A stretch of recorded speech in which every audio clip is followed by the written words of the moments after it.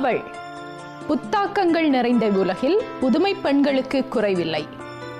முற்காலத்தில் முடக்கி வைக்கப்பட்ட பெண்கள் எங்கோ, தற்காலத்தில் முன்னேற்றம் கண்ட பெண்கள் இவர்கள்.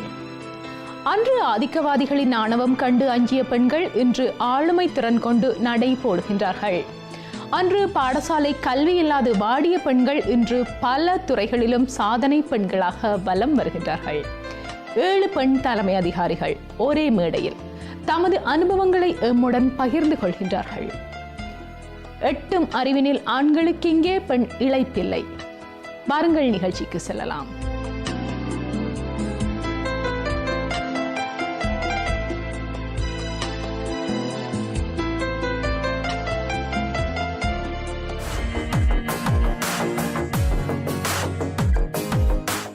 We've selected 7 amazing female bosses that are going to come here, talk about their entrepreneurial journey, talk about exactly what makes them tick, and also talk about the struggles of being a Tamil female entrepreneur. And we're going to introduce you to them now. We've got Subha Umadevan. Please give her a round of applause. We have Dr. Geeta Venkat. We have Trisha Selva. We have Jumani Yogaraja. We have Dr. Susanna Pavan. We have Kavino Nagalendran. We have Subhi Sudasan. And that tonight is our panelist for What's Her Story. Hi, my name is Geeta. I'm the director of Harley Street Fertility Clinic. And as you know, I do all kinds of fertility checkup and fertility treatments from IVF to surrogacy and egg donation and everything. My name is Kavino and I'm a wedding photographer and I do film production and founder of Tamil Women in Business, one of the founders of Tamil Women in Business. Hello, my name is Subhi Sudarshan.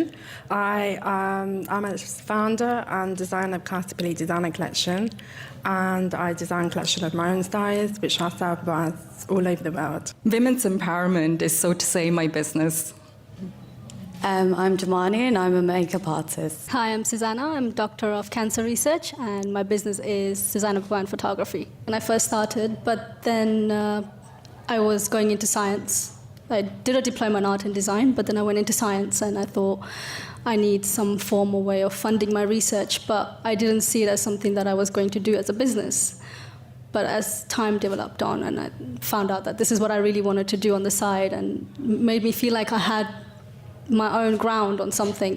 Yeah. So it's your passion that really made you grow into this hobby. I will be honest, I am not a business-minded person, but it's actually the love and the passion for what I do made me go into business because I've always wanted to have my own collection of saris. So naturally, I became a business person because of what I love doing. And are you advertising one of your saris? Cheeky, isn't it? To charge for it. Actually, this is CKS saris. Okay. So you should charge her. I couldn't wear my border saris, otherwise I end up looking like a bride, probably. Originally, I'm a gynecologist and I was delivering babies and doing cesarean section. And I did all the operations like including hysterectomy. That didn't give me any joy. But delivering the baby, bringing life to this earth was so exciting.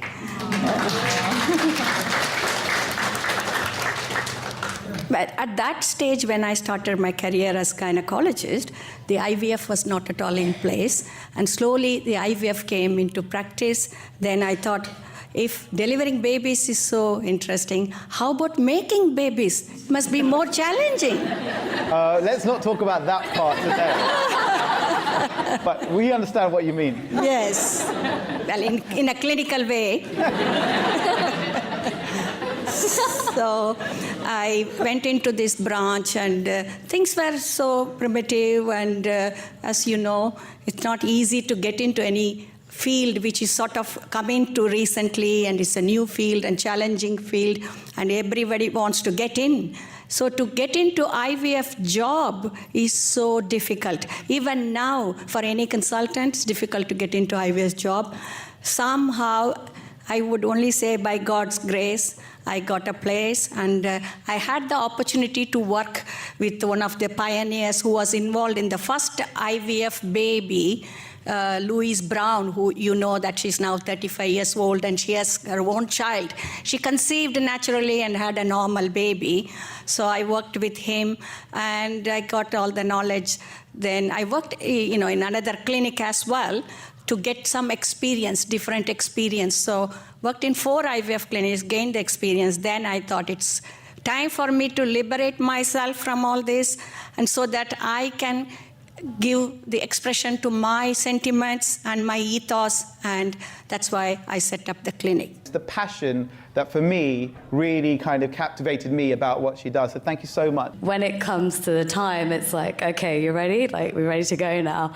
So it's sort of like, you build this whole entire look with them, and on the day to see it come alive and to see them like be happy and, they get married, and it's just such a nice feeling. So it's very, very rewarding in that sense. And yeah, so it all started before so I was studying while I was doing this on the side. So, but then I took that decision to drop out and pursue this full time because that's how much I really enjoyed it. So, Yeah. I'm quite lucky to have a really good family that were always supportive of whatever I did. But if I didn't have the money coming in or actually making a name for myself, probably would have kicked my ass. But, I did. So she's really proud of me. So it's no, that's really... When I told my parents this, obviously they were worried, especially my dad, because he always dreamed that I would go into accountancy.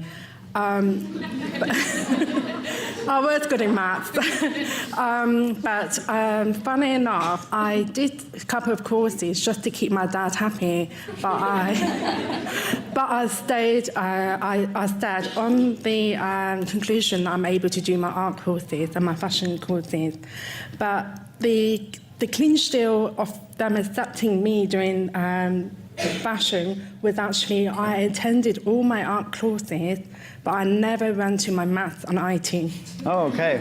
So I was a bit of a rebel back then, and that was sort of probably a reason why I'm doing what I'm doing now. So can we get a round of applause for your father?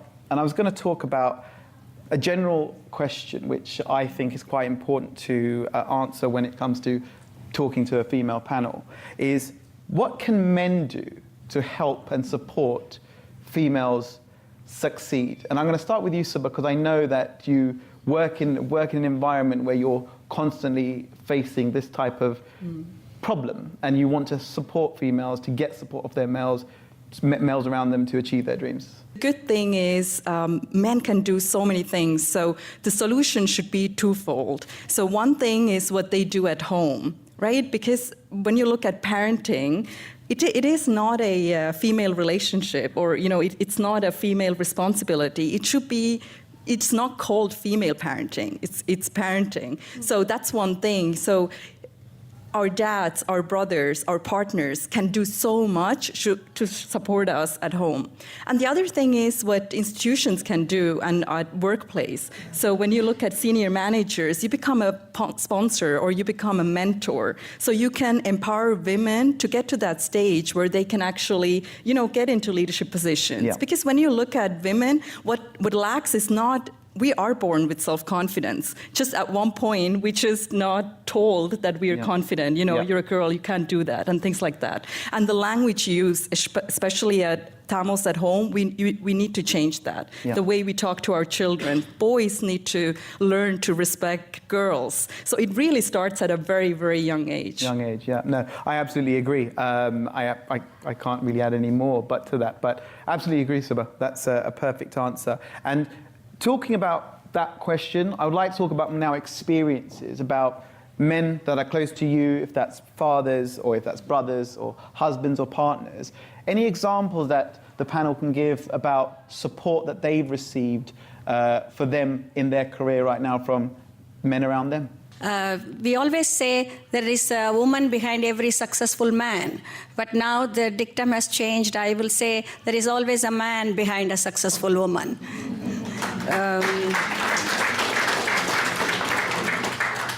Even though I had done a lot, I don't think I could have done this without the support of my husband, encouragement, and all the guidance he gave me during the initial stages. Because whenever we start a business, the initial 2 years or 3 years are the most difficult time. And sometimes you can feel bogged down by the issues you are facing. And because this is new to you, and especially for me, I've been working as a doctor for 30 years. And I never done business before, so this was all new to me. So he was behind me totally 110%, and without his support, in fact, I couldn't have done it.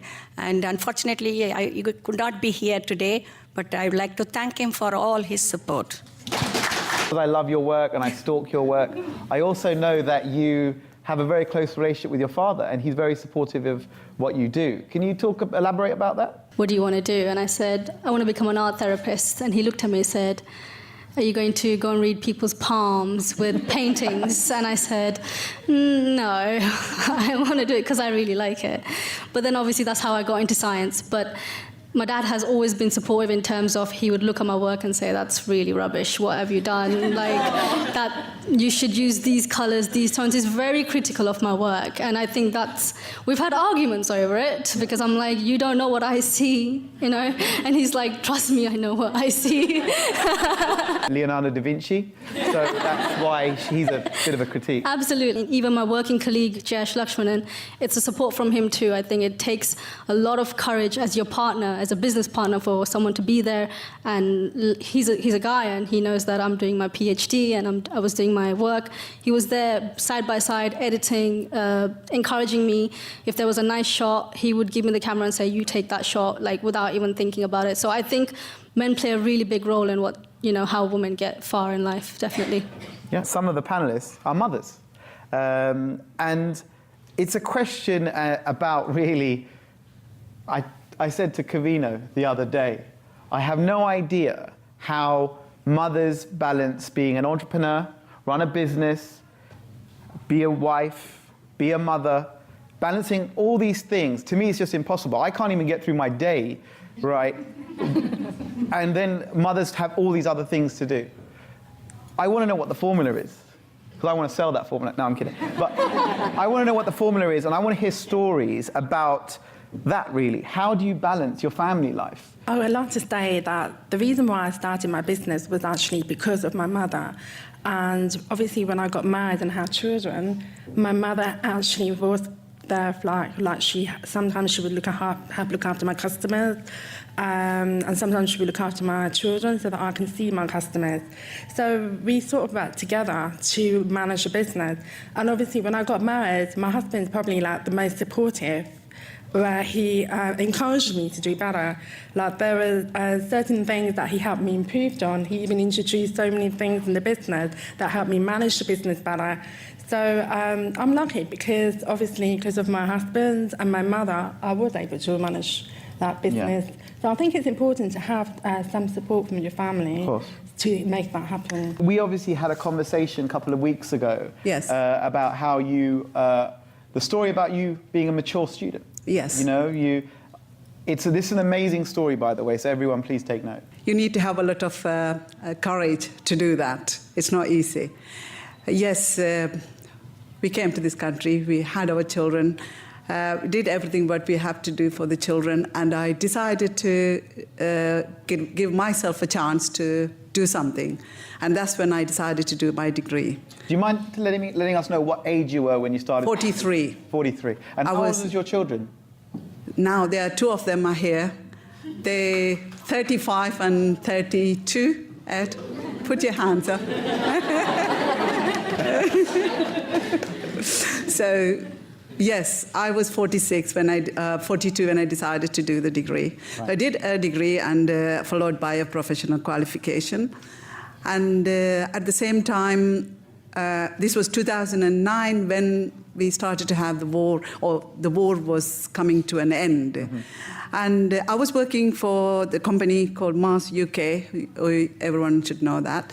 I was one of their management accountants in one floor where 110 accountants altogether and the accounting staffs. I used to go in the morning and turn the computer on and watch this Pulihalin Kurel, the live stream. This was happening almost every day. And one morning I was called to my director's room, and I had he had a complaint, and he said that the images on the screen is actually disturbing the fellow staff. So he asked me to turn the monitor towards the wall, and blocking what I watch. And that really made an impact on me. And I asked him, I said, these are my people. This is not a film that we are watching. These are people who are dying. Children are, being bombed. And he said, what can we do? I mean, as a director, I have to make a decision. That's fine, but let's see how we can help you. So following Friday, we had a floor meeting, and he asked for donation from everyone. And he said, this is a support for Trisha and their and their people. Everyone, I was the only Sri Lankan there. So everyone put their hand deep in their pocket, and they raised £4,500. That was a big money. But that was given to this infamous Mercy Mission. Then back to normal. He called me again in a couple of weeks' time and asked me what I was doing. And I said, it's carrying on. Things are not normal. So he suddenly said, why don't you think about running a charity, setting up a charity? I mean, he said, he seems to think that I have the qualities or necessary skills to run a charity. And I didn't know anything about it. I never crossed my mind. So I said, I didn't say anything. And I said after a while, and I said, what about my income? I'm working here and I can't give up my job. Then he said, he can give me 6 months freelancing opportunity, so I could work from home and set up the charity and do everything, and then find your own income after that. Yeah. So I took that on board, and I decided. I came to London. I was in Melton Mowbray. So I came to London, spoke to my family, my friends, and my children's teacher, who is still one of our trustees. So they all gave me the encouragement. You asked me earlier, someone's helped us to set up a business. And in my case, obviously, all the connection that I've had previously that helped me, including men, women. And we had such a lovely people around us, so we formed the charity. And then I set up my own business at the same time, and it's still going. And just briefly, Trisha, how much money does your charity raise every year? Yeah, we have a target of 100,000, but we always exceed that target. Every year. Every year. On top of her job, that's what she does. She raises over £100,000. And what does that money do back home in Sri Lanka? What does it? We do various projects. I would urge people to look at our website and follow us on the social media. We do work with children with special need, autistic children, normal children who lost their parents, and young widows or women with children. Then also we are working like one-off projects, such as digging wells for preschools, helping preschools, various projects. I would like you, if you have an opportunity to look at our website, please do. Thank you. Susanna, what's your favorite thing about being an entrepreneur, or your favorite thing about your chosen line of work? Being able to choose when and how I do it. The flexibility. Yeah. Challenges, it makes you go. Following the passion, and it's extremely rewarding, because when you see that we have to come together to talk about women's empowerment, and I have dedicated my career to it. So it is now in the era of Me Too and Time's Up. It becomes more crucial in the context, but I think as a Tamil woman, it's really how we are raised, and there's still a lot of issues to fight for. So I think that's really what keeps me going. What's your favorite thing about being an entrepreneur? Number one, it would have to be my customers. I absolutely love dealing with my customers, and it's actually what, like year by year, I love hearing what they want, like what their dream is and design. And because I love designing, I love being able to create something for them that that creates a memory for them. So I'll give you one example. I had a bride who, she had this dream where she wanted to wear her husband's name on her sari. And I created that for her. And when she see that sari, she just burst out crying. Oh, wow. And for me, it's an emotional moment, but it's also happiness. Like, we just hug each other, and that's what I love. That's and that's amazing. why I carry on doing what I'm doing. Yeah, you're making people's dreams come true. I'm sure she dreamt about that sari for so many years, and you made that true, so well done, well done. My passion, I would say, because every day when I go to the clinic, IVF center in Harley Street, we face challenges, and every day is very different.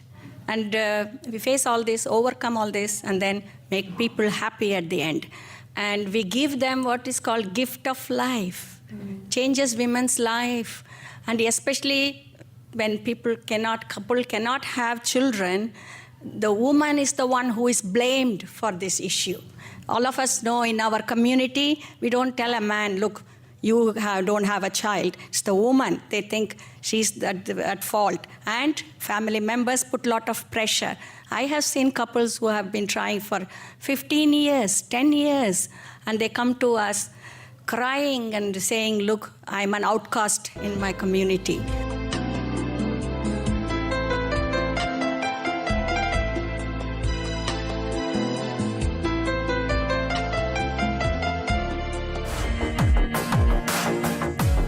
பெண் தலைமை அதிகாரிகள் ஒரே மேடையில் தமது அனுபவங்களை எம்முடன் பகிர்ந்து கொண்டார்கள். மீண்டும் அடுத்த வாரம் சந்திப்போம்.